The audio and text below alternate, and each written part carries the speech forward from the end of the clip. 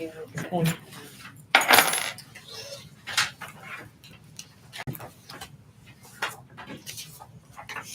Mr. Grant, Present. Mrs. Carnahan, Mrs. Moss, Present. Mr. Voorhees, Mrs. Hargan, Present. Mayor Roderick, Present. Attorney Barst, Present. Mayor. Okay, has everyone had an opportunity to look at the minutes? Yes. Do we have a motion to approve? I'll make a motion to approve the minutes dated 9/11/2023 as written. Do we have a second? Yes, is it Tim? Oh, no, for the next last one, never mind. Yes, I'll make a motion to accept it as written. All in favor? Aye. You too. I'm sorry. Well, Yeah. I just kept looking. Okay, I was motion thinking, passed. I was thinking about the, I was thinking, oh Yeah. no, that sounds bad. Pray everything's okay. Yeah.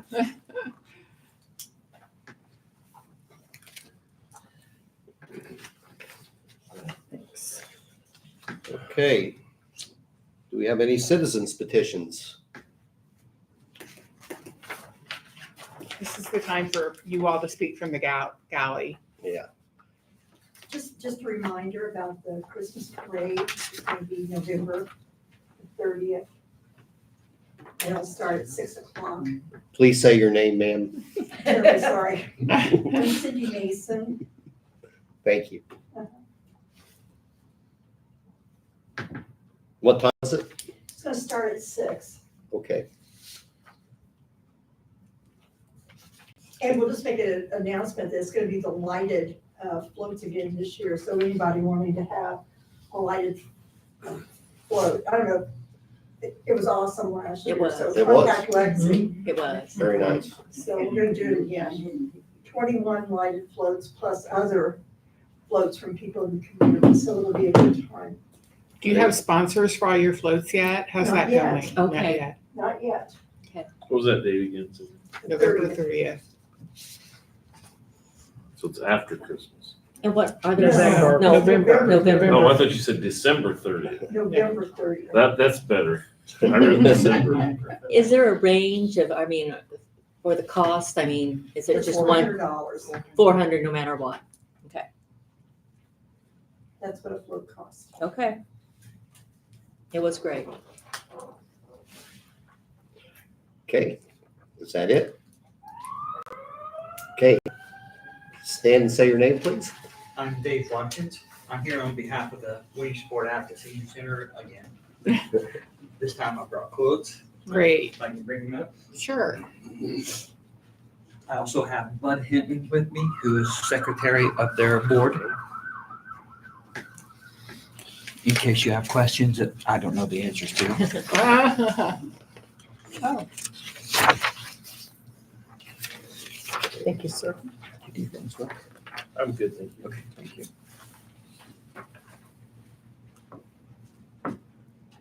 We have them come in and do a check on the building and the lights that are there. To refresh your memory, we're trying to get new lighting put in over there. The lighting that's in there are just 8-foot fluorescent lights that are not meant to be used the way they're being used. So they're actually up above the drop ceiling. So since they're not an encased housing on the lights, most of the light is being diverted up above the drop ceiling. So we're trying to lower their operating cost. And Tyler gave us this estimate to put in all new panel lights, LED panels that will go in that would sit in place of the drop ceiling. This is replacing all the lights in the main dining hall, the kitchen, the front foyer, and the office. We didn't think it was a major concern to worry about the restrooms, so that we didn't want to ask for too much. Okay. But that's what you're looking at for the total on both of those would be for total replacement, tear down, clean up, and replace. It's $3,093 altogether. Yes. what budget would this most likely come out of, Joanne? You don't know?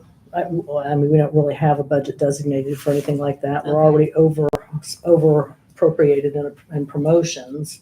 It's not our public building. I mean, I can look and see, but there really isn't a place for it to come out of. There isn't a general, there isn't a general.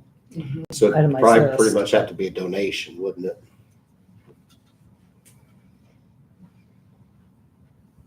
Don't you think, Judd? Yep. Like I said, there isn't anything appropriated for that. I mean, I can look and see if there's somewhere we might be able to take it out of, but the general one that most of the miscellaneous stuff comes out of is promotions, and it's overspent. We're in the negative in it. We're budgeting for more next year. Sure. So, I mean, this is something you can table it. We can look and see if we can find a location, to be able to take that out of, Let Ross help or us. possibly table it until after the first of the year when there's more money in the budget. I personally would like to help them and help senior citizens. I think it's a good, Yes. but I understand if you don't have a place Right. at this point of the year. I mean, we didn't budget anything in the riverboat, which, we've not been using that because we had spent that down.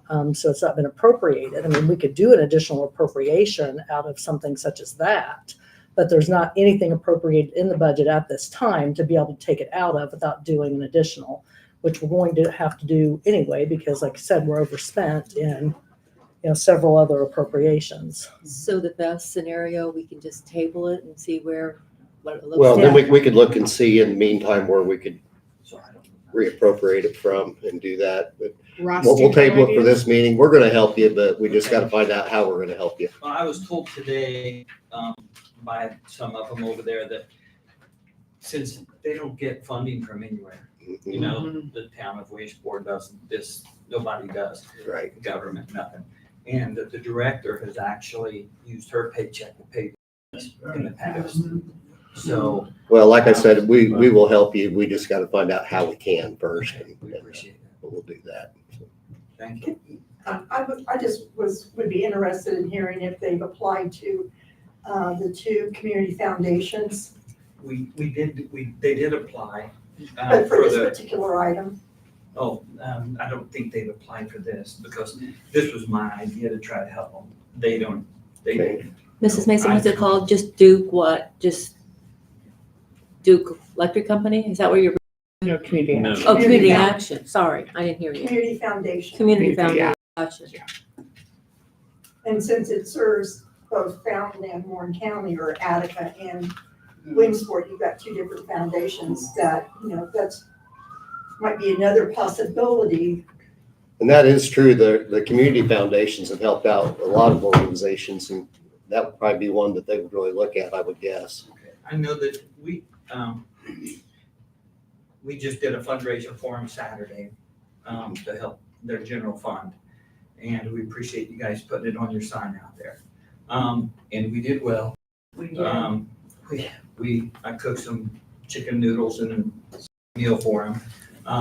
And they 191 orders of food Great. in an That's hour and great. a half and sold out. So, Great.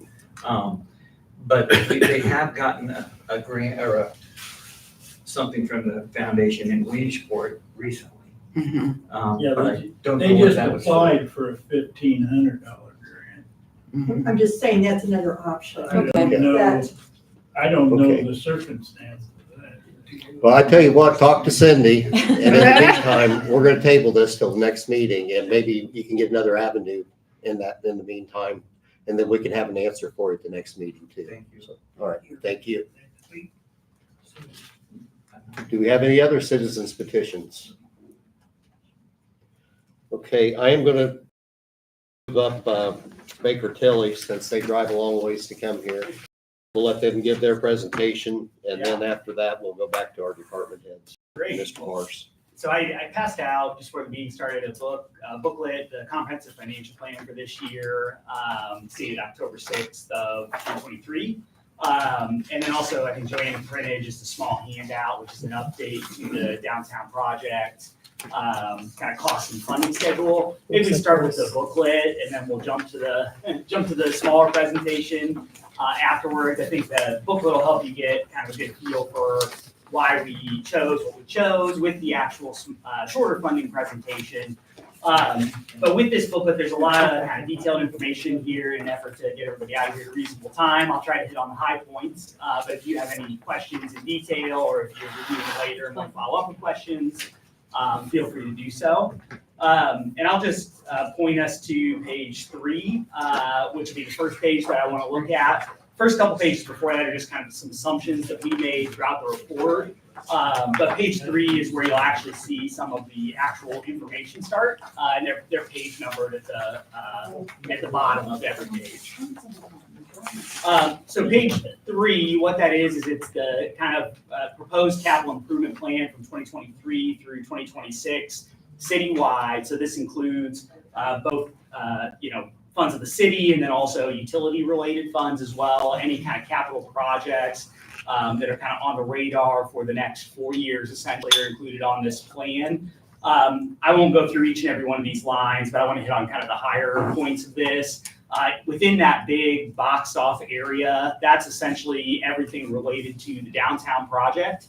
I won't hit on that now, but to say that the very first line, which is the 200 block building demo, we don't have that cost included in this shorter handout. It is included in this entire book. We just separated those because what's in the handout is essentially what HWC Engineering had outlined as this project. We're kind of grouping that into this project in our larger book, but I did want to mention those two things are separate from each other. The rest of the boxed costs I'll hit on when we get to the presentation. The further down the schedule, you'll see a couple of highlights. The first is a highlight for Fountain County. So this is for the potential ambulance building replacement out in 2025 for $300,000. We had highlighted Fountain County in the hopes that they may be able to through ideally their American Rescue Plan Act funds, potentially else, but we thought that would be a cost that would make sense for them to fund. So just wanted to mention that on the outset because we don't essentially fund that cost through the funds shown in this report because these are city funds. A little bit further down the schedule, not highlighted, but just wanted to mention because it's a high kind of dollar ticket item. The street sweeper scheduled for 2024 for $200,000. So just wanted to make you aware of that. Just below that, we have some sidewalk and road work for community crossing grant funded projects. We've got 3 years of that scheduled, kind of skipping 2024 because that's all within the boxed off project, the downtown project. But did want to mention that because we have the 2023 community crossing project, which has already been applied for and kind of we know what those costs are. For 2025 and 2026, I just wanted to mention we've included in this report an allowance for essentially a $255,000 community crossing project. We're not necessarily married to that number on our end. That's just the number that you can essentially afford through specifically your dollars that are set aside for paving kind of capital projects in your NVH restricted fund. So your paving dollars would equate to a local match that would make for a total project of that $255,000 kind of a year project for community crossing. You know, if you wanted to stick to that NVH restricted use and nothing else, that's what you could afford. You could do that as one project every 2 years for, about $500,000, or you could do these smaller projects as well. But just wanted to mention that because that's what's shown as funded through this report. Just a couple other ones to hit on. The highlight down near the bottom, future stormwater project. We don't have an amount for that. It's a little bit too early to have an amount for that cost, but I just wanted to mention that just to keep it on everyone's radar, that's been identified as a potential larger project that we don't show funded through the utility funds in this report as of today. And then just below that, sewer extension, if that's a cost that the city's going to cover. Currently, we have that built in at $500,000, but I highlighted that because I think that's a pretty unknown cost at this time, and it's a significant cost. So I didn't want to leave that in there unhighlighted and just say, hey, it's fully funded, and then the cost comes back much higher, and then we've got something that we need to address. And then finally, just wanted to mention a couple lines from the bottom. Water reservoir for $500,000 in 2025. Kind of a not a piece of the water project that was funded by bonds, but a large kind of hangar potential water project there as well that you'll see funded in the water funds when we get there. So all told, through the 2023, 24, 25, 26 timeframe, we have some pretty large years at the beginning, about $4.5 million in 2023 in capital projects, 5.6 in 2024. A lot of that is driven by both the downtown project and then the actual spend down on the water project. Those are the biggest drivers. If we were to take those out, you'd have much more reasonably lower numbers like you see in 2025 and 2026 at about 1.5 million in 2025 across all funds. In 2026 be about 660,000. So if we want to turn the page, just real quick on the back side of that page, you'll see on page 4 a once capital list. These are some, for the most part, big ticket, just a couple smaller ones, but big ticket dollar items that we didn't show as funded through this report, but just wanted to keep it on the radar so that if it becomes a priority of the city, or maybe some grant funds become available, we may think about tackling these in the report. Those include the new tanker, the new 100-inch aerial, potential splash pad, restoration of city pool on there as well, and a potential fire station remodel, all pretty big ticket items, not included in this report. So any questions there before we get into the actual cash flows? Okay, so page 5 is kind of a summary that I usually hit on at the end. Why we put it as page 5, that's mystery. So let's skip that, and we might come back to it here at the end. But if we go to page 6, that is where we'll kind of pick things up, which is the general fund cash flows. For every one of these cash flows, or at least the major fund cash flows, we've got a page with numbers, and then the following page is a graph that outlines that. On the general fund, I'll hit on the numbers very briefly. For the rest, I'll just focus on the graphs, just to kind of give you an idea how it all lays out. So in the general fund, at the top, we have your receipts, primarily property taxes at the top. We back out circuit breaker credits, essentially get to a net property tax number. The first 3 years, 2020, 21, and 22, are your actual financials that have occurred in those funds in those years. 2023 through 2026 is what we've estimated based on those historical trends and information we received from Joanne, or your detailed financials, essentially, as we dug into those. So in property taxes, you've essentially, in the general fund, in 2022, you brought in about $600,000. That bumped up in 2023 as we shifted some levy into the general fund. $730,000 is what we'll anticipate in net you receive in the general fund in 2023. 2024 is a bit of a weird situation where we have growth in property tax levy. Normally, about 4% is what we'll have next year in maximum levy growth factor. However, a small slice of your property taxes in the general fund are getting pulled away to be allocated to the fire territory. Those are just representative of costs that your general fund funded through property taxes before. They're now going to be funded by the fire territory.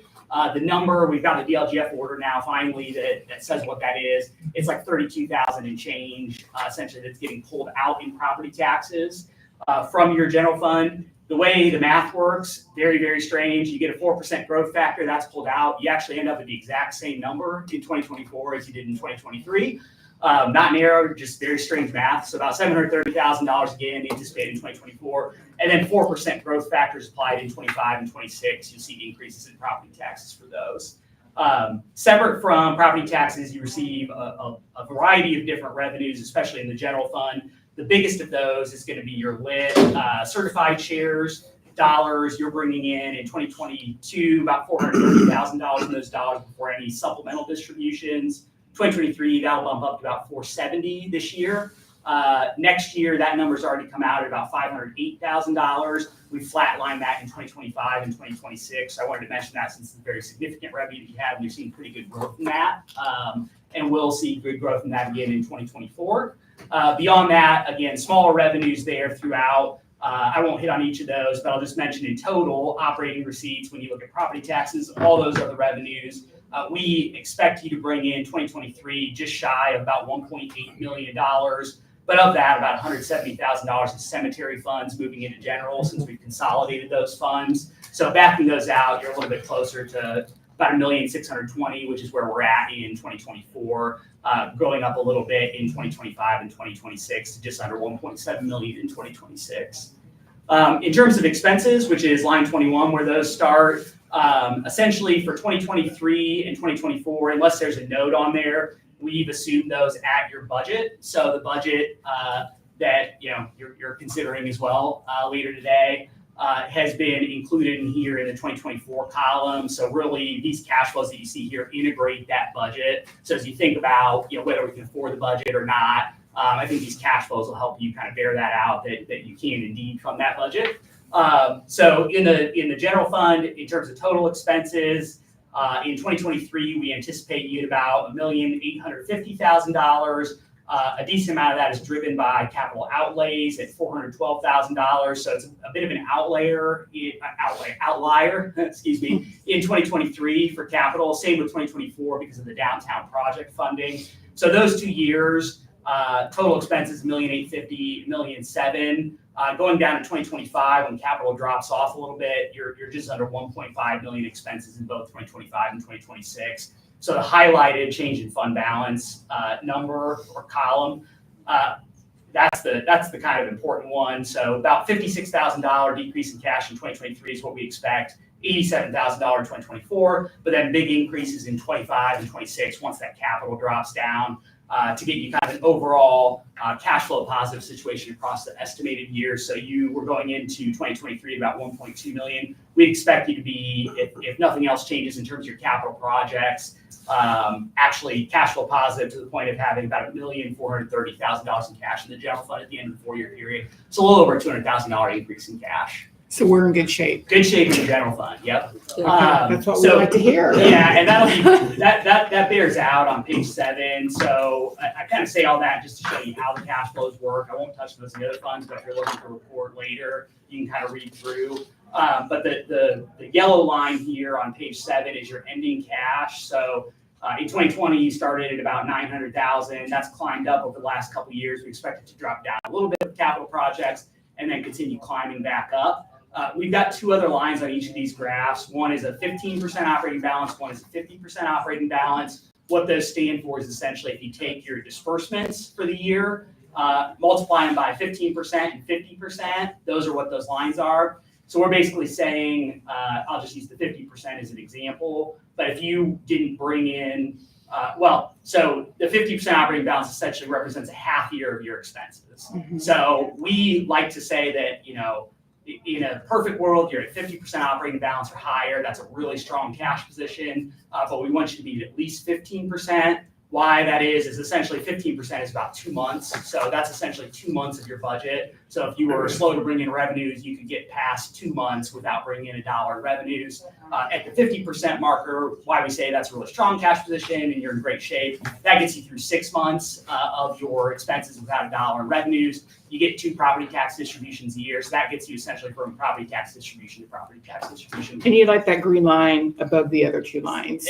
Exactly. And it is. So I want to show that, I kind of want to show the, Yeah. the, Might be able to see mine better. Yeah, Your cash is your top line. Your this is our 50% cash, line. and then, 50% and 15%. yeah. So general fund is in great shape. That's your most important fund. It funds the most expenses. So just good news all around the general fund.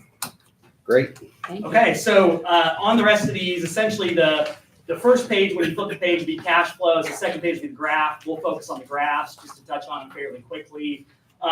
Rainy day is next. You don't actually fund necessarily budget through rainy day. It's kind of for expenditures that come up outside of your normal day-to-day type of stuff. So we don't really have a budget for 15%, 50% figures, but you've got about $200,000 sitting in rainy day that can be used on projects if you have something that comes up that you want to fund through the rainy day fund. So that was page 9. Page 11 is your motor vehicle highway fund. This one has a bit of a weird picture because we show you going up in cash to 2023, way down in cash in 2024 as you spend on capital primarily before climbing back up in 25 and 26. So this is the purchase of that street sweeper that I mentioned for $200,000. It's the biggest portion of this, but then also we've got some downtown project funding in 2024 that also kind of brings that cash balance down. If you were to not look at the 2024 year for the 50% operating balance, the rest of the years are pretty flat. So really in a typical year of spending, you'd still be in that 2024 when we drop our cash above that 50% operating balance marker. So plenty of cash in MVH, even when you spend for that street sweeper or in that downtown project, nothing to be concerned about for that cash spend down. And we'd expect it to climb right back up, essentially. Great. So page 13 is the next fund, local road and street fund. Very similar picture here where we're spending down on specifically the downtown project before accumulating back up So nothing to be concerned of here. You don't fund anything outside of capital projects in local road and streets. We'd only essentially spend down to what we have, but we kind of want to spend about what we have in that fund essentially on the downtown project because you're not supporting an operating budget out of that fund. So that's why you see it go all the way down and then start to climb back up as we're kind of prioritizing this local road and street fund spending for the downtown project. So the next fund is MVH restricted on page 15. So this is a subset of your MVH fund. This is the amount that I referred to earlier that's restricted for paving. So you basically have to spend this on, it's technically construction, reconstruction, and preservation. We typically just say it's paving type of expenses. Most communities use this to match for community crossing because that's kind of bang for your buck since you're only paying 25% of the costs. So we show this, so you've had some balance here. We show that getting spent down as you look to do the larger community crossing project associated with the downtown project. And then essentially flatlining there because like I said before, for 25 and 26, we've illustratively shown you just spending that full paving amount for match for community crossing projects. So page 17 is next, Park and Rec Fund. Good, strong cash balance in Park and Rec. We expect that to be spent down a little bit in 2023 due to some capital projects before again climbing back up. But in all years, including that 2023 spike, we've got well above 50% operating balance in the Park and Rec Fund as well. So next page is page 19, park non-reverting operating, kind of an offset of your park fund, but park non-reverting, healthy cash balance, expecting it to go up year over year. So nothing to be concerned about at all with park non-reverting, strong cash balance, able to fund some expenses here as well. Page 21 is cemetery. Not much to talk about here. The giant drop in cash is not because of an actual spend down of cash, but rather transferring funds into the general fund, like I had mentioned before. So this is really just clearing out that fund and bringing it back into general, starting with 2023. And then I should mention on general fund for 2024 on all of those, well, 2023 on really, all those cemetery expenses that previously were paid out of there have been integrated into that general fund for all those estimated years. So we've included all those cemetery expenses in that general fund cash flow. Page 23 is your seeded fund. So for this fund, you've got a strong cash balance above your operating balance percentage, and it had been climbing. The reason why we're showing it flatlined here from 2023 through 2026 is we've assumed that all of your seeded distributions, I think, are going to go to WEGA. So when we get to the WEGA, we've got a page for WEGA cash flows. You'll see this seeded, transferring from seeded coming in. So it's not a true expenditure out of seeded, but rather moving it to those WEGA funds, essentially. 25 is your sanitation, your trash fund. Healthy cash balance in that fund now. We show a slight increase in cash based on most recent year trends, but very close to break even. And then kind of as inflation continues to creep up, we've assumed in this report some inflationary assumptions. We show you just basically at the very end, kind of tipping the scale and just losing a teeny bit of cash in 2026, but plenty of cash balance to be able to absorb that in your sanitation. I look for that to go up quite a bit because it'll be due to be bid next year. I was going to be my next question. Yeah. When's that bid again? It'll be bid next year. Yeah. And Allied came in really high last time and trash cans came in really low. Yeah. I think one will go up and the other might come down a little bit. I Yeah, don't know. typically what we do, what we recommend is when you rebid, if it's a big difference, you look at doing like a really small condensed rate study to kind of take a look at what your sanitation fees are bringing in versus those expected costs. And it's a good time to kind of reevaluate if you have, other trash costs or related costs that you're incurring through the city too. So just something to keep in mind. But the goal of Actually, sanitation, it won't be next year, but you'll do the bidding next year and then it'll start the year after. yeah, So about this will be the same for 2025, next year. yeah. So really and you've got a little bit of cash that you could even absorb a year or so higher, potentially sanitation fees before adjusting or slowly move into a steeper fee if you have to do a steeper fee. But the goal of any utility fund is really to be essentially break even after accounting for any capital needs as well in the water and sewer specifically. But just to keep that in mind as you do get those costs in the future years. Thank you. Right, 2027, not really much to touch on here. It's just your law enforcement continuing ed fund. We show this because it's an actual budgeted fund, but it's a very minor fund, just a little bit of revenues and expenses each year, plenty of cash balance there, nothing to worry about. Turning the page to page, I believe 30 is next. It's your public safety lit fund. So it's another local income tax that you receive, similar to your general fund local income tax. The public safety one has been increasing a little bit year over year. You've got a strong cash balance in there now, expected to kind of continue near that same level, well above that 50% operating balance to be able to fund your public safety costs. Next is your riverboat. Joanne mentioned earlier, riverboat we don't have a budget for, so we don't actually have anything budgeted in that fund, but we do have dollars available. So if you have projects or costs that you need to cover, that's always an option to use riverboat. It can be used for any legal purpose, but you do have to appropriate it. So like Joanne said, if you're going to spend this year out of riverboat, not saying you need to use riverboat, but if you were to do that, you would need to do an additional appropriation to use those funds. And you receive I think it's $13,000, $14,000 a year in that fund. So we show continued increases in cash until you're going to spend that. But that's pretty typical of riverboat to just accumulate until you have kind of a larger project or something to spend that money on. Page 34 is your Human Capital Improvement SIG tax fund. You'll see a large decrease in cash in the SIG tax fund. That's our doing because we've outlined this as one of the uses for the downtown project. It's kind of one of those scenarios where we could pick a fund, whether we use SIG tax or riverboat or rainy day. You've got funds available in some of those funds that can be used for any legal purpose. We need a certain amount for the downtown project. We've tapped the CCI fund to do that. But you bring in a little bit of revenue each year from cigarette tax into this fund. We plan to potentially use that for the downtown project to take you down to about a $20,000 cash balance, and it'll start building up again after that. Page 36 is next, your Human Capital Development Fund. This is a fund that you actually receive revenue from property taxes. You might remember we reestablished this fund this year, last year, a couple years, at some point in the last few years. We reestablished this to the maximum, which is a 5-cent property tax levy per $100 of assessed value. So you're at the cap. You'll continue to be at the cap now because we don't need to reestablish again due to new changes in legislation. But plenty of cash balance available in this fund. It's another any legal purpose fund, so you can use this for whatever use you would need to. We've used a decent amount of this in 23 on the downtown project, so that's kind of the reason for the cash decrease you see in 2023 here as well. Next page, I guess it's a couple pages. 39 is your TIF funds.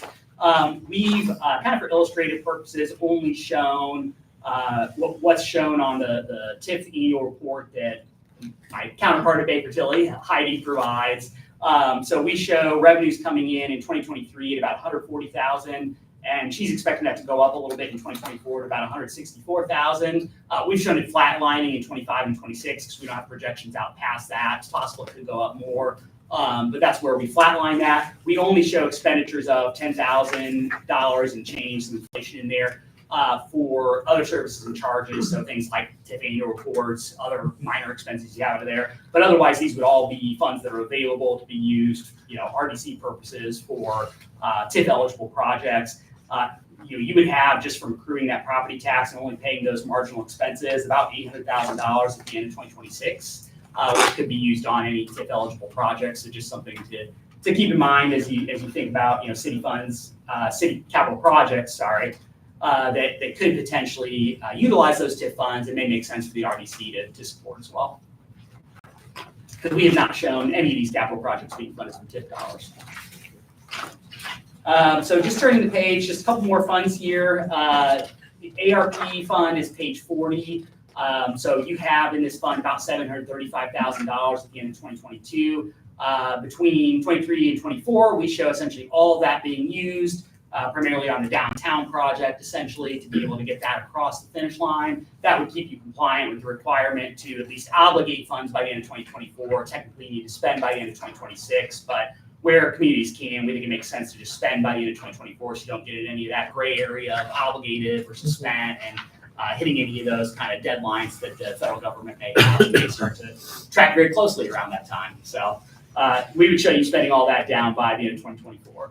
And then page 41 is the general obligation bond project funds. These for the general obligation bonds that you issued last year in the amount of, I think, $715,000 for the bond proceeds. We're showing that illustratively being all spent down this year, whether it happens this year or future years, we're showing it being spent down on the park equipment essentially right now. So had about $660,000 left at the end of 2022. We show that spent down on that park equipment. And then the next fund, 42, is your general obligation bond debt service fund. So this is just kind of the in and out of the property taxes to fund the debt payments on that bond that you issued last year. Not much to say here. You run a small cash balance at the end of every year, about 15% of the next year's total payments. That's just based on the DLGF budget rules. That's what you target to keep in your fund to be able to cover any potential shortfalls in property taxes that might occur year to year.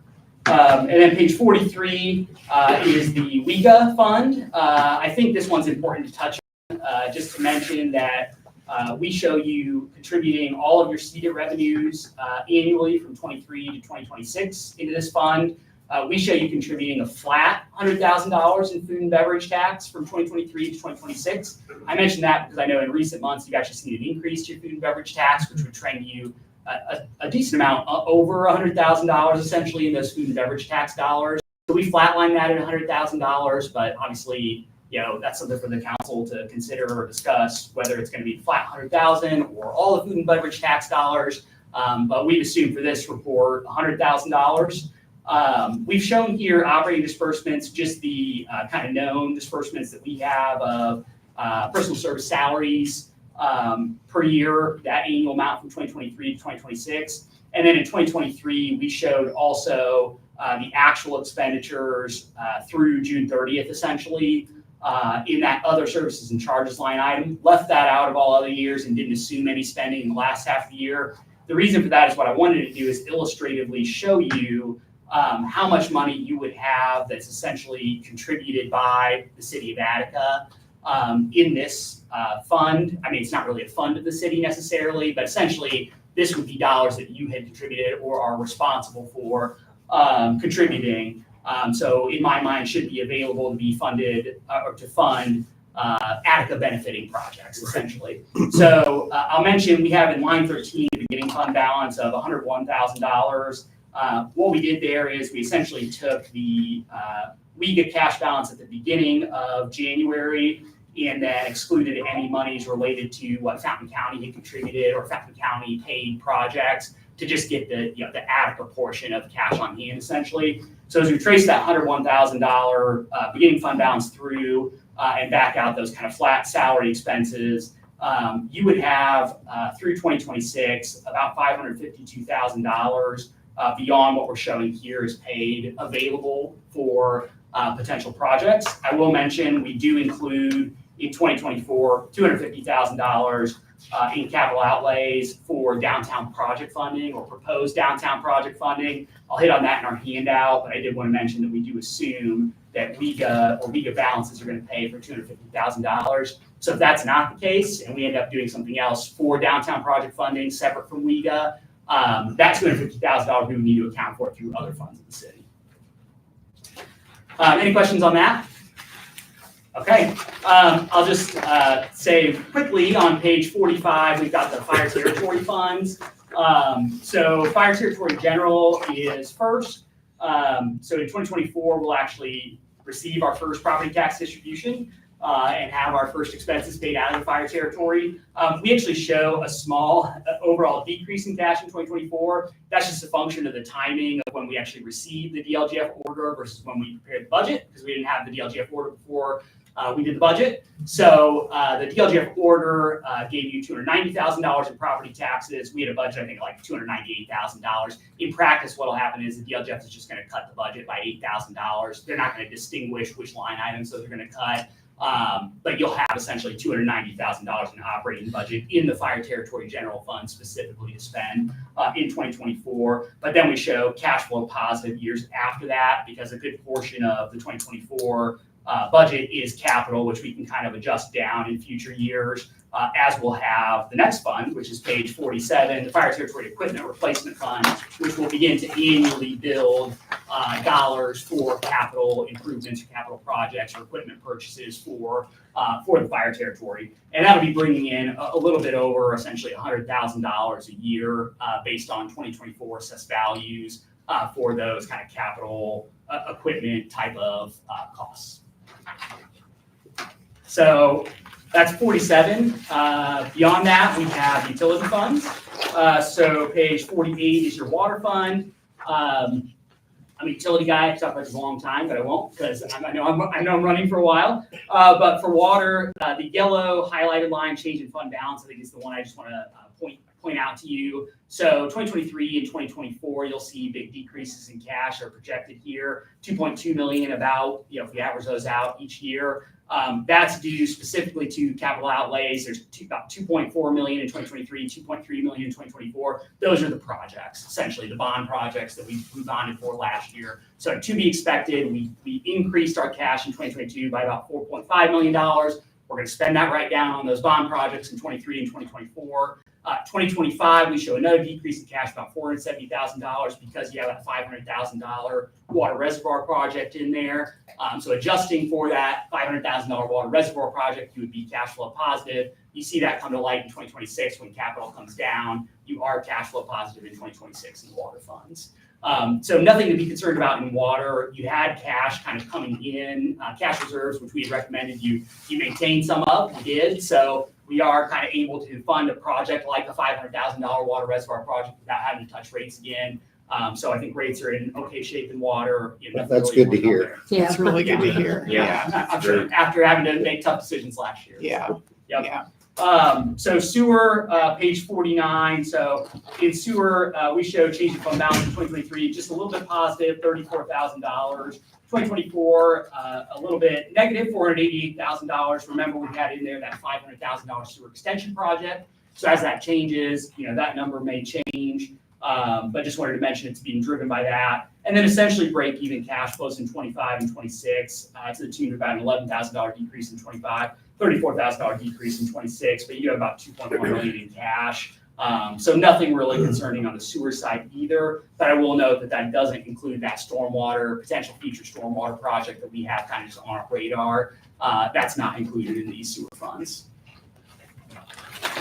So from here to the end, these are just debt schedules. I won't walk, well, all the A1 and A2, which I do want to walk through very briefly, are just debt schedules.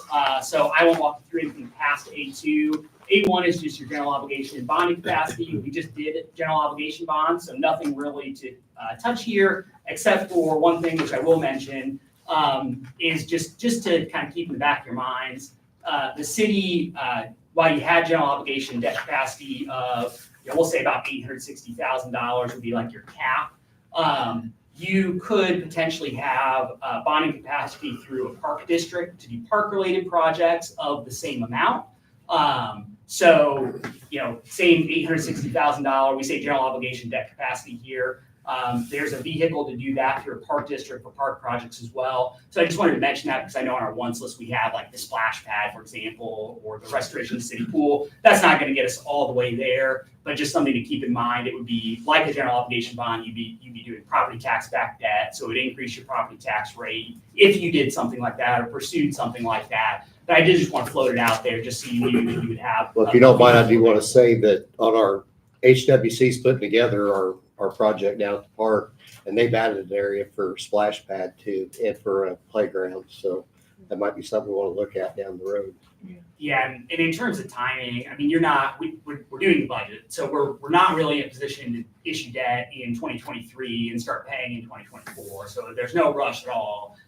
The earliest I would say we would be doing this is issuing debt in 2024 to be paying in 2025, because that's when we establish a new property tax levy to do that. So no rush. I just wanted to just float it out there just because I know you have those on your wants list. Obviously, the trade-off is a higher property tax rate, so there is certainly trade-off there. But just something to keep in mind. We can throw together, what's your property tax impact type of scenarios if it's something that you talk about and do decide you may want to explore. But I just wanted to mention it on the outset. And I can't remember. Do you have a park board? Yes. I thought you did. Okay, Yes. so it basically you have to have a park board to do park district bonds. But since you already have that, that's a lot of the lift. The lift for there would be primarily about the same process you went through with the general obligation bonding, would be basically duplicated with park district. with slightly different paperwork in a couple of places, essentially. How long are those bonds typically? Yeah, so it can be anywhere from payback period of 5 years at the low end to 20 years at the high end is how Indiana Code kind of writes that terminology. So the shorter you do, the quicker you'll pay it back, the quicker the property tax levy will go away, and you'd be able to issue more bonds in the future if you wanted to fund more projects. Sure. The longer you stretch it out, you're going to pay more in interest, but your actual property tax hit will be pretty low because you'll be spreading it out over a long number of years. By that time, the pool will be probably we'll need another one, or we'll need massive updates. Splash pad or right. Right. So things to consider. I mean, I've seen people do 20 years. I've seen people do 5 years, and as soon as they get to year 4, they're ready to go again. So it's just whatever your value is on the property tax versus the the benefit that you might have. Sure. Yeah. Sure. Yep. So A2 is the last page that I wanted to hit on here. This is a calculation of your maximum payment in lieu of tax. Normally I skip this, but I didn't want to skip this because we're showing something that we shouldn't show on this. So essentially, pilot, you pay currently across water and sewer just a tick over $100,000 from the utilities to the general fund because they don't pay a property tax payment. So the concept is you can make a payment in lieu of property taxes to your general fund for them to essentially pay their fair share, like everyone else does within the city. So how that's done is it can be done anywhere from $0, you don't have to do it at all, to the cap being what your asset value is times your tax rate. So just as if they're paying their assessed value in taxes, right? So that cap is, again, based on your net capital asset value. So in water, you had net capital assets at the end of 2022, about $1.337 million. When we run that through kind of the calculation to the maximum pilot, we get a number, it's about $15,000. Our current pilot payment is a decent amount higher than that. That's not concerning to me because you have the water project going on, which is going to greatly increase the value of your water assets. So they're going to be well above your kind of maximum pilot payment. So I mentioned that because there's a variance here, but not a concern because it's going to resolve itself. On the sewer side, we have net capital assets about $4.5 million. When we run that through, we show a maximum pilot of about $50,000. You contribute currently about $60,000, so there's a slight overage there of about $10,000. I think in practice, your actual capital asset value is surely higher than the $4.5 million because you just did about a $4 million sewer project. So that's not really been depreciated at this point. So I have to imagine you have assets in sewer higher than $500,000 outside of the one project that you just did. But I know you did just update your kind of capital asset values through an outside company as well. So I just mentioned that because we may want to think about just taking a quick look at those capital assets for reporting purposes and just reevaluate what's not included here. Did we get all the new project included in capital? Just to mention, just to kind of get that above your actual pilot payment threshold. Because in my mind, surely you have higher assets than just. We're underreporting. Yeah, that's what I As would opposed say. to Donald Trump, right? Yeah. And that's not something that State Board of Accounts just wants to make sure you're reporting and reporting something that ties to the ledger that you have, which is what the provider who updated your asset ledger, I'm sure was getting you in compliance with. But given that you have a pilot payment higher than this, I think we either want to look at lowering that or alternatively kind of getting that corrected. Sure. Which isn't a super difficult process, just for looking explicitly at just sewer. So would HWC do that? We potentially, I don't know if they would do that, we would do that as well. When we work on the annual report, if it was me, what I would do is I would first look at the project that you just did and see if that's reported correctly. If it's not, fix that. You're probably above the threshold. We can kind of put it to bed at that point to keep it simple. Okay. So that's it on the report. Overall, really good shape from cash balance perspective. So what we've outlined as funded projects through that capital plan, I think it's safe to say that you can fund those very, very easily with your current cash balances, and may be able to take on additional projects that may come up over the next few years, or be accumulating cash for the following years that we're not seeing after this plan, essentially, as you have those projects that might come up. as you saw, decent increases in cash in a lot of your major funds, and then also those WEGA funds potentially available for some of the big projects that you might have coming up as well. And that kind of takes me just really quickly to this handout, the downtown project funding handout. So it's just one page. You saw this a few months ago, I want to say June, July, something like that. We talked about this initially. We updated this because there were a few changes. One, costs overall went up a little bit. I think it was only about $75,000 increase in total costs, which doesn't hurt you that much. What hurts you, unfortunately, is that a lot of the costs that we had hoped would be community crossing eligible, when Eric actually put together the application, HWC put together the application and submitted it, a lot of those costs were not community crossing eligible. So what we had initially in our first presentation shown as community crossing eligible was a maximum community crossing project, which would be $1 million in community crossing grant. Local match of that would be 1/4, about $333,000. In actuality, what was eligible for community crossing, I have to do the math here in my head, but the grant itself was about $575,000. The local match, I think, was something around $190,000. So you were looking at, $770,000, $760,000, something like that, of actual project community crossing eligible versus like $1,333,000. So what that means is, we essentially lose out on $425,000 of potential grant dollars to fund the project. So overall project costs go up about $75,000. We lose about $425,000 in grant. All in, that means, the city funding of the project goes up about $500,000. So obviously that's a significant enough change that we wanted to redo this to show you, hey, what does this look like? And I'll mention the message I just gave of you being able to fund all the projects. That includes these higher costs. So this report or this presentation, this handout matches what's in this book. So you're funding all of this and still okay from a cash perspective. So I don't want to scare you too much when I say you have to fund another $500,000 for the project. But I will just quickly mention the big differences here from before is we had previously not shown, directly shown WEGA funds being used to fund either phase of the project. We're showing now, like I said before, $250,000 of WEGA funds being used on the project to be able to pay for that. You could afford it otherwise if there are other, if those dollars are earmarked for other projects. But I think from a cash flow perspective, it would certainly be the cleanest and keep you in the best cash position on the city side if we could use those WEGA dollars to fund a portion of the phase 2 project. Beyond that, your other big increase in uses was the MDH fund. We previously just used a sliver of what we're showing here in the MDH fund being used. So now we're showing about $337,000 across both the paving portion and the non-paving portion of MDH. We're basically taking all of your paving restricted dollars, using all of those, and then a little bit of your MDH, your regular MDH fund cash as well to fund the phase 2 portion of the project.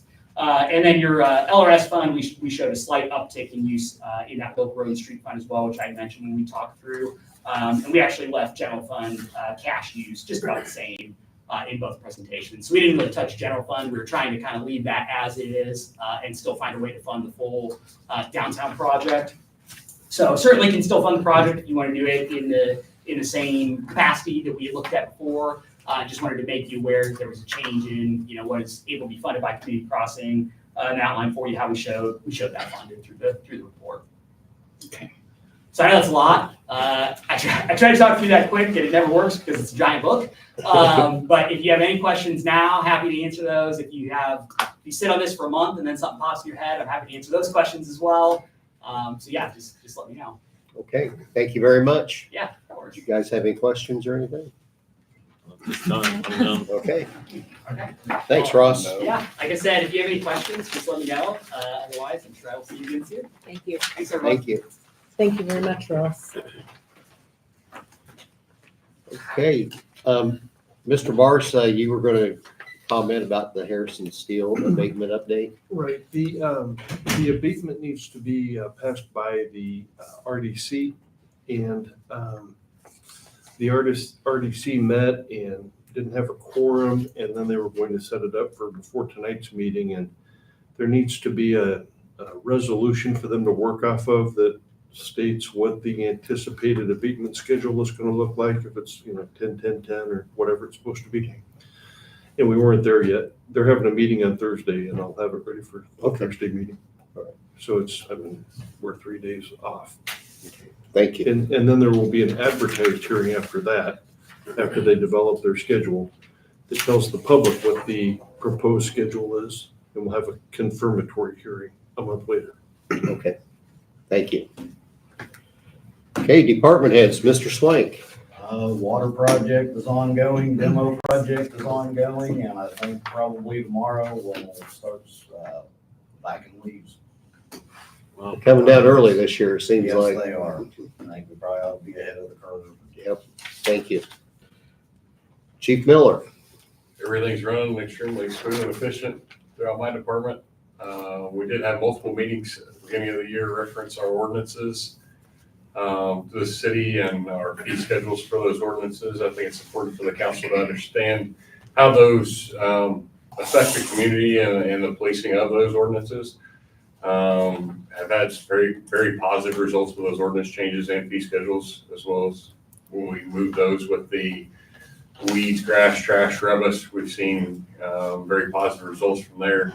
Our new park ordinance, by closing those down in dark, has become much more effective. We're pushing to continue to patrol those areas.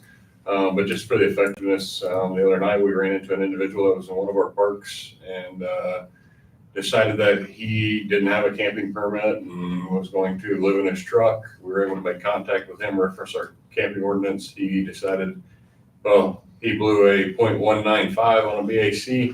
So we gave him free room and board at Fountain County Jail and cleaned the park area out. So I know we had a lot of meetings over that stuff in the spring, a lot of time taken away from families on the evenings to get that taken care of. But it's showing positive results in the community. Great, thank you. What is the policy as far as vehicles being plated? On private property? Yeah. And in public view? Mhm. If they're on private property, in public view, and not plated or insured, after 20 days notice, they can be towed. Okay, and I think you addressed that with. We address it multiple times. A lot of times what we run into is people have failed to put their sticker on their vehicle, or we push real hard on the inoperable vehicles.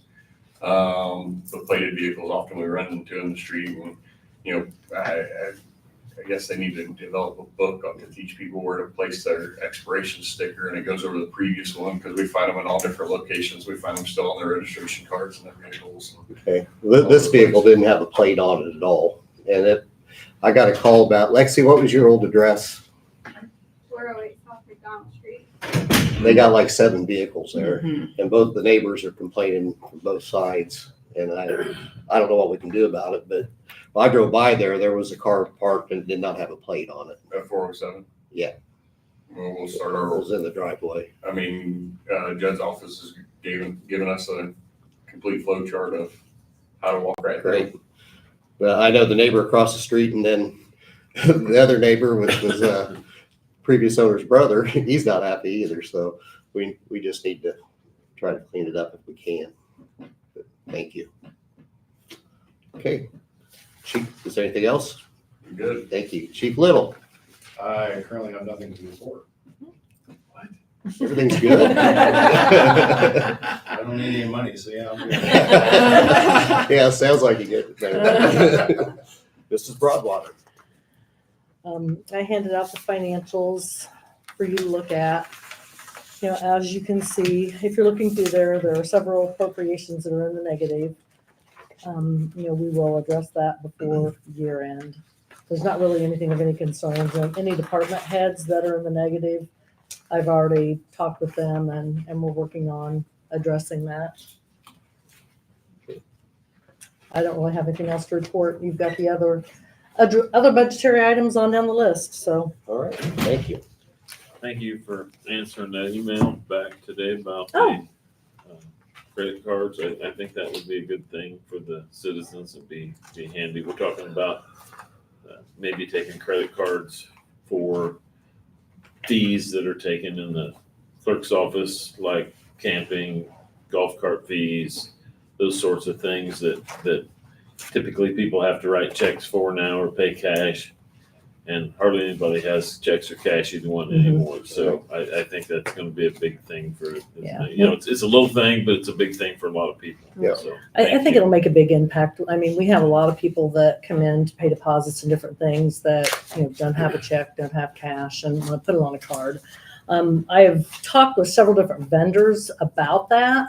One of them I talked to a few weeks ago. They want us to switch all of our utilities over to them, which there's only 2 vendors that integrate with our software, and it was the other one that we're not using for utilities. They said, well, we'll do the other stuff for you, but we want you to switch your utilities over.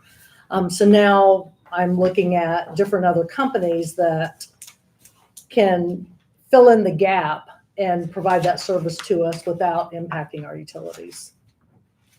So Sounded very promising. it does. I'm excited. Okay, on unfinished business, I have the salary ordinance. Huh? No. I just I- did. I didn't You were forget her this done? time. She Okay, didn't all forget right. me.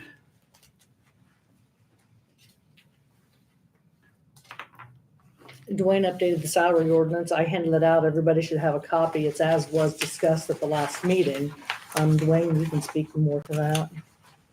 Yes, I have proposed a 7% increase. I know Chief Miller had turned something else in at 8%, but he was excluding himself from getting an increase. And I just feel it'd be better to go citywide at 7% and include Chief Miller. I'm open for discussion.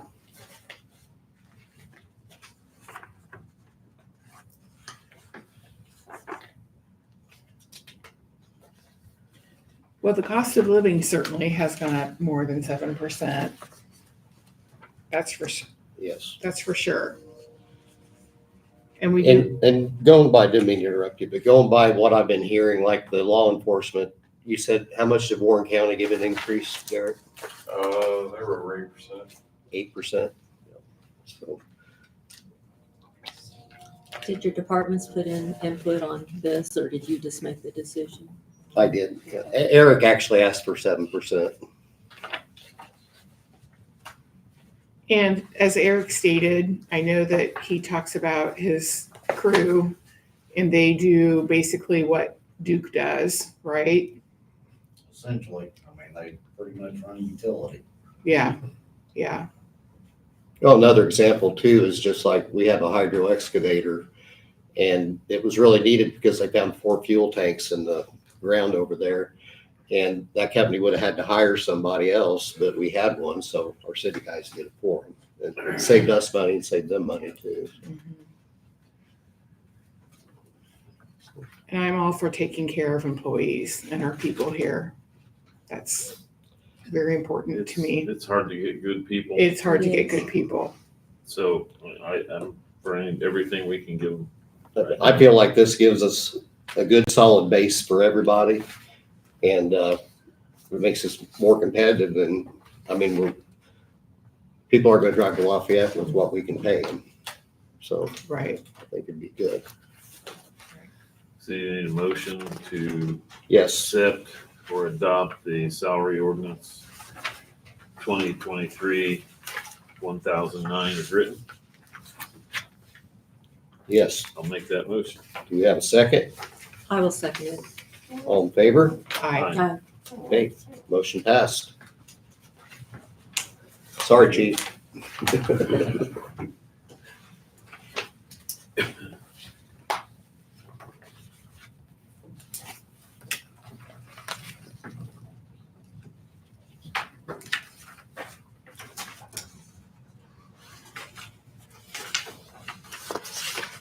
Okay, Larry made the motion. Good signs right there.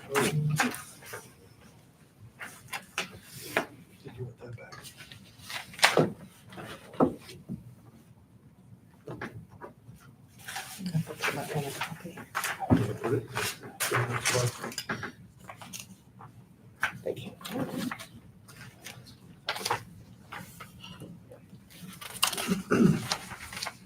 Okay, on new business, Mr. Grant had mentioned this before, but I think Mr. Barrs prepared a leak resolution for us. And what this is concerning is the project that's going on at Boone County. And for those that don't know, they're running a water project, where they're gonna run water from the Wabash River in Lafayette all the way to Boone County. And it said it could be up to 100 million gallons a day. We know how low the river is now. We don't know how that's going to affect us, but it seems like it could affect us in a negative way. So this, I'll let you explain what this is for. Sure. So it's it's based on the West Lafayette City Council's deliberations about a month ago or less, where one of their members, and I think it was David Sanders, had reviewed some a thesis that some doctorate student had put together and talked to several experts and had researched what effect drawing off that kind of water from Tippecanoe County may have on Tippecanoe County's ability to attract industry in the future if the water is being sent elsewhere. And they felt like they were competing against the state of Indiana and their Economic Development Corporation, who was trying to locate like 600 or 700 acres of development in Boone County at the expense of Tippecanoe County. And so they passed this resolution to express their lack of support to draw off water so that it did not inhibit opportunities or growth in Tippecanoe County, because it's a limited commodity. And when you look at the numbers that they talked about in their meeting, which is available on a link that Mr. Grant sent, so it's available to the public. They record their meetings as well. But the capacity of the river to produce that kind of water couldn't go on forever. And everybody, well, most of the members of the city council felt that with water levels low, it was not realistic to plan a water intensive industry 20 miles away or whatever it was and pipe it versus locate the industry where the water is, where the resources are. And it's kind of just a common sense comment on the location of new industry. And so the city of West Lafayette took that position, and this is a proposal to take the same position for the very same reasons, and to let Indianapolis know that that's Absolutely. how you feel about your natural resources. You're talking about large water transfer, It a would be large humongous. I amount don't know. Large. I just from like to hear community river. to community. I mean, I don't know what we pump per day here. Eric probably knows that number. I know what we use at Purdue University on a daily basis, and I'm just in charge of 2 wells there, and we're pumping over 30,000 gallons a day just for our cooling towers at the power plant. And I had heard the number of 15,000 gallons a day for the city of Lafayette. So that's a lot of water. And to be clear, they're not pumping it out of the river. They're pumping it from under the river, similar to what our wells are here along the river. They're coming out of the Wabash River aquifer. That's the gravel bed underneath the river, the silt underneath the river, if you will. And they've done some studies apparently, but they weren't really transparent about how the results of those studies came about or how they were done. And they were kind of seemed like they were trying to hurry this thing through before anybody really realized what was going on.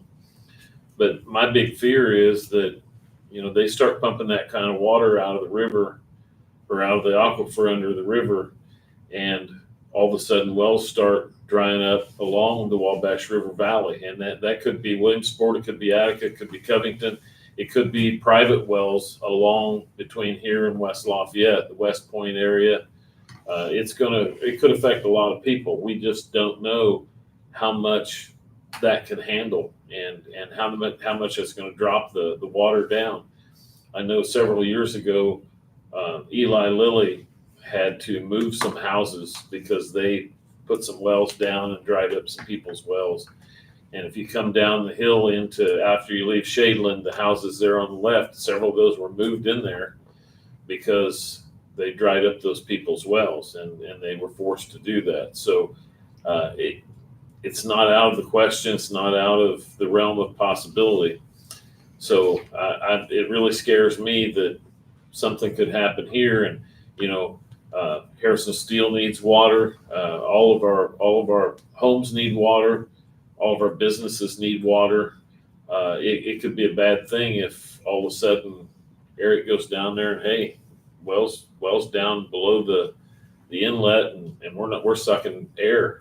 So that could be a bad thing. So Along with the CO2 transfer, your pipeline. that's over Williams or Warren County. Well, yeah. but we're all geologically connected. We are. My husband's a well driller, and we're if there was a CO2 leak in an aquifer, it could be very damaging to our groundwater. So we have to protect our environmental assets. So we got that going for us too. Yeah. So anyway, there's a lot of scary stuff out I there. want to pump 100 million gallons, correct? 100 million gallons a day. Yeah, pipeline project's almost $1 billion to pump 2 7-foot mains, 40 some miles with booster stations to transfer it from point A to point B to feed big pharma, essentially. Yeah. Because it's for Lilly. We have Yeah. to save our groundwater. We can't farm without it. We can't drink without it. We can't. Our animals can't drink for food. So And if somebody could give you absolute proof and guarantees that they can't. we could never pump that down, but they can. They can't. And They can't. And the material that they're I don't know. I can go on this for a long time, but I'll just be quiet. It's not good. It's not good. well, and this resolution, it's basically just shows our distaste for the project. Yes. It doesn't hold any water, so to speak. But we can forward this on to the state level. I've talked to Sharon Nagel a little bit about it. She's writing a bill and right she's- now. But that could be too late for this project. Mhm. So we need to make sure that everybody shows their displeasure for this, and I'm all for it. Yes. Well, do we have a motion to accept the resolution opposing construction of a pipeline to divert water from Wabash River Aquifer to Leap Innovation District? I'll make that motion. I'll second it. All in favor? Aye.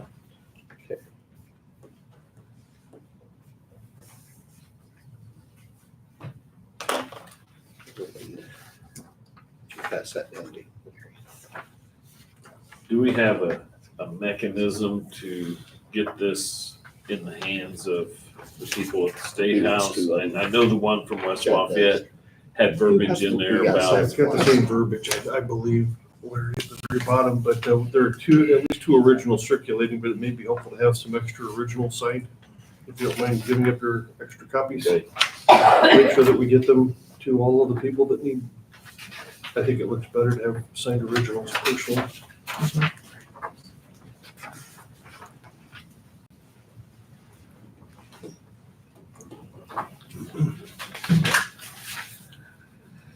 your handwriting's prettier than mine, Dwayne. Not much. but What's a little. that?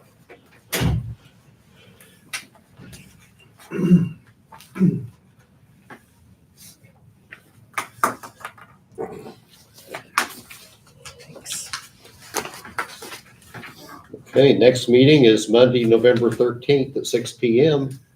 Budget. You didn't approve the budget. Oh, You approved the, should have been on your agenda.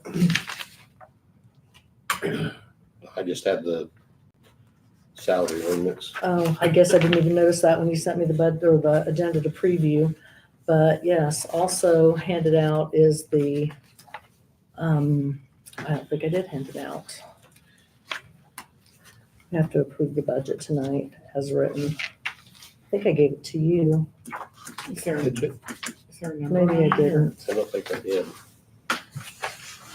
Sure, I didn't leave that on my desk. When you're looking by way of update, I'm talking with Heidi Amspot tomorrow about the economic development agreement with the solar farm.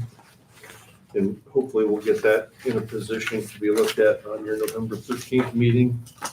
So there will be this November 8th BZA Plan Commission Here it is, meeting. Dwayne, I didn't give it to Then you. your city council meeting on November 13th, hopefully we'll talk about the EDA. This is just what was And hopefully have their advertised. ducks lined up and our ducks lined It's the up. exact same thing we And then handed if out we last need the time. December just 5th has to extra be meeting voted of on the at today's BZA, only budget. if we need it. And then We've got we need the the school council cafeteria members still over here reserved for their that. signature and whether And then or you'll not have your they December approve. But whatever it's meeting. exactly as And advertised. This is just a everything should formal be signed, approval. I's dotted, T's crossed I and thought I passed. had that And we'll be news, done I'm with that. sorry. Sorry. Thank you. Appreciate all the hard work on that. Thank you. Joanne, do you need like a number or anything, or do you just need a motion made to accept as written? On the budget, Yeah. This is the budget that was handed out last time. it was, yes, this is what was advertised publicly. This is what was handed out. There have been no changes to it. If for whatever reason you decide you want to fund less than what we advertised and what was approved, we can always do a budget amendment reducing it. But this is exactly as advertised, and this is just the formal voting on approving the budget. And then each council member actually needs to sign it, yay, nay, abstained. And then I've got to send this into the state. Right. Okay, But like I said, it's exactly as advertised and discussed at the last meeting. do we have a motion? I'll make a motion to accept as printed. A second? I'll second. All in favor? Aye. I, Okay. Looks like, You made the motion. Val did. And, I seconded. okay, thank you.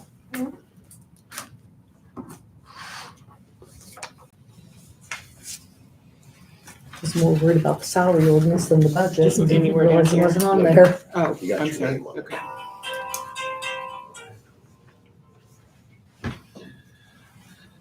I do have one more slide.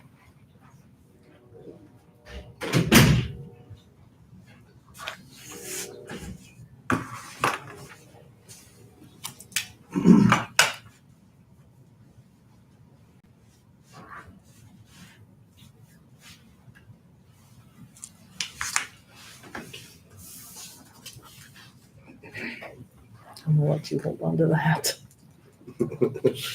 thanks.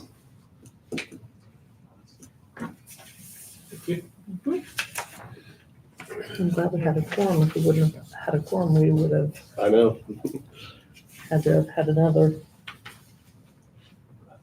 Mr. Grant, you have something? Yeah, I just got one little thing. I've been attending some of the park board meetings, and I was talking to Barb Foster, and one of the problems that they have is getting people to come to the meetings. And we've got some people, I know we've got some people leaving. We're gonna have some new people. And I did a little bit of studying on the state website, and Judd, correct me if I'm wrong, but it appears as though that we can increase the number of people on that board by 2 by an ordinance change to our parks ordinance that says that we would include somebody, a designee from the high school or the school corporation and from the library. And I'd like to make a proposal that we go ahead and make that change to the ordinance so that we can increase that. That way they can have more bodies here. One of the things that I'm wanting to do is maybe get a little bit more diverse group on that park board across the board. And that would also be a good way to do that. And maybe if somebody doesn't show up, at least they'll still have a quorum. Does that sound okay to everyone? Mhm. Want to have a motion? I'll make the motion. Okay. Do we have a second? I'll second it. All in favor? I, So we just need to correct our ordinance and then we can move on from there. Thank you. I appreciate it. Thank you. I did have some notes from Barb Foster. I think I shared with you that to fix the tennis courts right for pickleball, it's going to cost $45,000, which a lot of it's just the way it's pitched. I mean, water sits on that court and that's where the bad spots get. Seems like we just fixed those. The paint won't stay on them. Hmm. And they say it's because of what the base of it is. It needs to be sandblasted clear off because at one time it was painted with the oil-based paint and that the other's paint wouldn't adhere to it. So they tried to sandblast that off, but apparently it's still not working. So, but from what Ross said, it sounds like they could afford it if they want to do it. But then $200 for a stencil kit. And I don't understand this one, so I won't read it. I think they're just things that have been done. Okay. I do porta potty. We were talking about doing it 2 times a week. So- She said since we had our last event, we won't need any more this year, but for Okay. next year. Okay. Yeah, she had mentioned that to me And for next year. And I wanted to mention the kudos to the FFA painted the bathrooms at Ravine Park. And then the playground equipment that got put in, the Aspirin family bought 2 benches for their grandmother and then I believe it was a niece. But it was very nice. If you haven't seen them, they're nice. So, Could you ask the park board about the north end playground, correct? Circle Park. The Circle Park playground, if they could maybe do anything for that? we do need a new basketball goal in there and stuff, I know. And there's really no playground equipment. What's that? There's a swing that's been broken for months, Okay. and all they got is a set of swings and Yeah, merry-go-round. there's really no playground equipment there Yeah, to speak I feel like of. that those kids need to be served Yeah. there. I agree. It's my neighborhood. Yeah. Also, how are we on the riverfront project, like the dog park and the pickleball court? HWC will be at the November meeting and they're gonna have a drawing of everything, Oh, great. where it's gonna be. Their first drawing kind of came in, they were about $90,000 over budget.